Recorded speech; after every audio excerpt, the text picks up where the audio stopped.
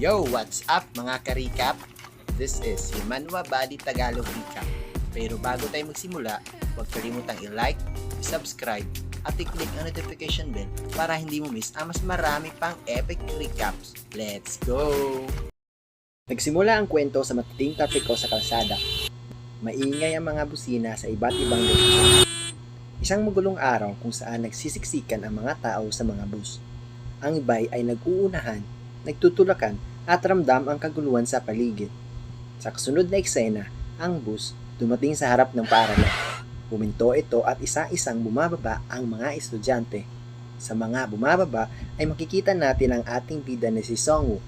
Ay basa ng pawis at hingal na hingal at iniisip niya kung paano ba raw niya nakayanang tiisin ang lahat ng kaguluhan ito noong unang taong niya sa kolehiyo. Habang nagpapatuloy ang ating bida sa kanyang reklamo, ay narinig siya ng kaibigan niyang si Hanho na nakasunod sa kanya. At biniro niya ang ating bida na mukha daw hindi nag-training bilang isang special forces dahil hindi nga raw ito matiis ang isang magulong araw sa trapiko. Ngumiti na lang si Sonwoo at ginantihan niya si Hanho ng pangasar na hindi nga raw kayang magpatuloy ni Hanho sa pagmimilitar. At tugon naman ni Hanho na hindi na niya kailangan dahil magkakaisa din naman daw ang Korea. Ngunit sumagot naman si Songwoo na sa totoong dahilan kung bakit pinagpaliban ni Hanho ang pagmimilitar ay dahil dati siya at si Myung ay nagkakalubuan. Halatang halata sa kanyang kilos na nasaktan si Hanho sa mga salitang yun. Kasunod niyan, habang umaakyat sila sa hagdanan ay napansin ni Songwoo na tumigil si Hanho at naramdaman niya na mukha daw lumabis na ang kanyang mga biro. Ngunit tumigil pala si Hanho dahil may nakita siyang kakaibang bagay sa langit, isang loading screen. Tinuro niya ito kay Songwoo upang kumpirmahin ang nakikita niya. Tapik ng tapik at hindi mapakali si Hanho. Habang si Songwoo naman ay maingat na nakatingin sa langit. Nang di makita ng ating bida ang kakaibang bagay, hindi niya ito binigyan ng pansin. Habang si Hanho ay naguguluhan at pilit na pinapaliwanag kung ano ang kanyang nakita. Dahil dito, nakulitan si Songwoo kay Hanho at hinabulot niya ito at sinakal. Maya-maya naman ay pinakawalan din naman ng ating bida. At sinabihan niya ito na baka nasobra nang daw sa video game si Hanho kaya kung ano-ano na daw ang nakikita niya.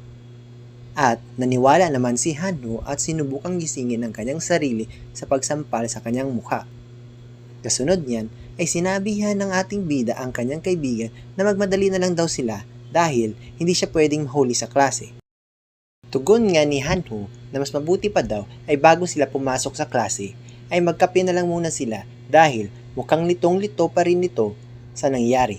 Ngunit tugon ng ating bida ay wala na daw silang oras at baka mapagalitan pa sila ng kanilang propesor. Sa huli, naghiwalay rin sila ng landas at nagkasundo na magkita-kita na lang sila sa tanghalian. Pagdating naman ng ating bida sa kanyang silid-aralan, habang nagpapaliwanag ang kanilang propesor, ay naramdaman naman ng antok si Songwoo. At pinagsisihan nga niya na hindi na siya uminom ng kape. Habang hirap na siyang idilat ang kanyang mga mata, bigla na lang may sumulpot na isang malaking screen sa kanyang harapan. Tila nagtatanong kung ano ang pinakaangkop na class upang mabuhay sa mundo na bumabagsak. At kailangan na daw na pumili ngayon. Halata naman sa kanyang mukha ang kalituhan at di makapaniwala sa nakita niya. At bigla na nagkaroon ng malfunction ng projector at nagkaroon ng kumpletong dilim kahit sa araw hanggang di na nila makita ang kahit ano.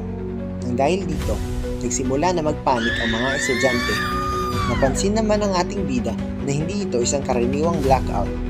Hindi rin magamit ng mga tao ang kanilang mga cellphone at di rin nila alam kung ano na daw nangyayari. Nagulat ang mga tao dahil pare-parehas din sila nakatanggap ng mensahe. Mausisa naman sila nagbabasa at nagtataka sila kung hologram nga ba raw ito. Sa pagsimula ng countdown, isang matinding liwanag ang kumidlat at nagpasilaw sa kanilang mga mata at pagkatapos may mga cards na lumitaw. Nang dahil di nila ito naiintindihan at sa tingin nga daw nila ay delikado, pili na lang nila na huwag na lang daw ito hawakan. Ngunit naramdaman ng ating bida na mas delikado kapag hindi ka pumili ng card na para bang sinasabi nito na kailangan na daw niyang pumili. Tinanong niya ang kanyang sarili kung ano nga ba daw ang kailangang piliin sa ganitong kaikling oras. Habang unti-unting nauubos ang oras, may isang card sa harap niya ang biglang naglaho at isang misteryosong espada ang biglang lumitaw at ito'y kinagulat ng lahat.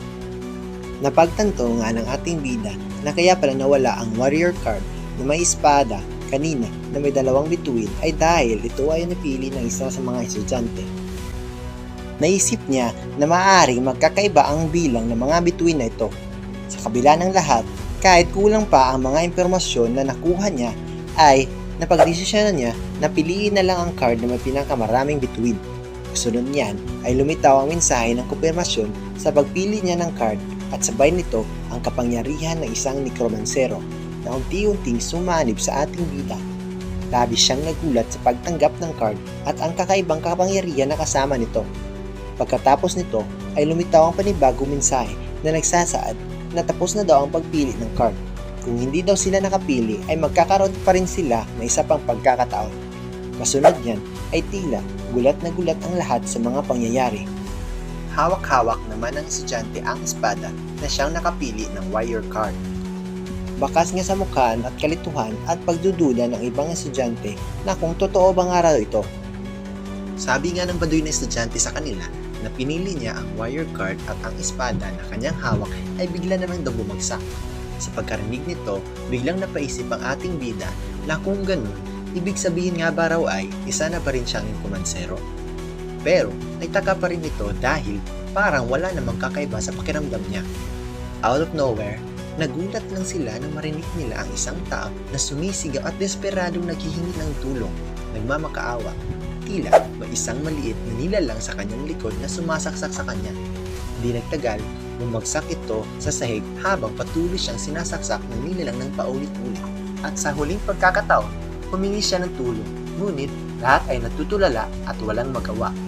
At nanood lang sa sobrang gulat habang unti-unti siyang bawian ng buhay. Umiti ang nilalang at dinilaan ng dugo na sa kanyang kutsilyo. Dahil dito, nagpanik ang lahat at baka sila pa ang maisunod. Subalit, ang ating bida naman ay naiiwan dahil ayaw nga niyang makuha ang atensyon ng nilalang. Subalit, siya pa ang unang napansin at pinapahiwatig na siya ang kasunod na biktima. Kinakabahan namang lumingon si Songwoo at humingi siya ng tulong kay Minso. Ngunit, sinigawan niya ito at tinanggihan siya na wala daw maasahan ang ating bida sa kanya. Dahil doon, nabismaya na lang ang ating bida. Sa pagkakataong ito, biglang sumugod ang nilalang at biglang inatake ang ating bida. Sa kanyang isipan ay puno ng pagsisisi dahil kung alam daw niya na mangyayari ito ay sana tumakbo na lang din ito mula pa sa umpisa. Ngunit bigla niyang napagtanto na kung tatalikod siya ngayon ay tuluyan siyang matatapos. Agad naman niyang inikot ang kanyang paa at kinuha ang upuan na malapit sa kanya.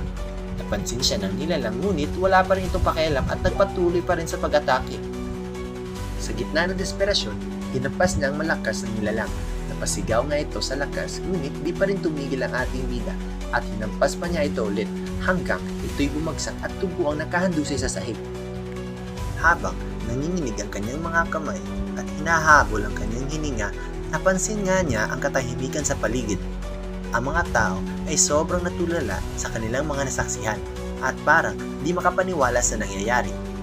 Kasunod, bigla siyang nakatanggap ng mensahe na naglalaman ng gantimpala sa pagpatay sa isang goblin. Ang pagkagulat at pagkalito ay sumabay sa kaba ng kanyang dibdib habang iniisip niya kung ano ang kasunod na mangyayari. Napaisip ang ating bida na parang RPG daw ang takbo ng mundo. Kasunod naman ang lumitaw na mensahe na nagsasaad na sa ilalim ng iyong kapangyarihan ang mga patay ay magiging iyong mga tagasunod. Kasama din dito ang mga listahan ng mga tagasunod na nagpapakita ng kanilang mga pagkakakinandan at mga katangian. Habang naghahalo ang kanyang pagdududa at pagkakalito, bigla namang naramdaman niya ang kakaibang presensya mula sa kanyang likod. Ang patay na goblin na kanina lamang ay dugo ang nakahandusay sa sahig ay unti-unting bumabangon mula sa kamatayan. Nang laki ang mga mata ng mga tao sa sobrang gulat, habang iba naman ay napasigaw sa sobrang takot. Ang kalansay ng goblin na ang kaluluwa ay parang nagliliyab ng maliwanag na apoy na tila nag-aalab sa muling pagbabalik nito. Ang makulay na liwanag na nagmumula sa kanyang katawan ay tanda ng kanyang muling pagkabuhay at pagbabalik sa mundong ito. Sa harap ng kanyang tagapagmana, dahan-dahan itong lumuhod. Ang bawat galaw nito ay puno ng taimtim na paggalang at pagsunod. Nagtapos ang kabanatang ito, ngunit ang kanyang paglalakbay ay nagsisimula pa lamang. Kung nagustuhan niyo ang ating kwento ay huwag kalimutang mag-like, subscribe at abangan ang mga sumusunod na bahagi ng ating kwento. Maraming salamat sa inyong suporta at makita-kita tayo sa susunod na kabanata.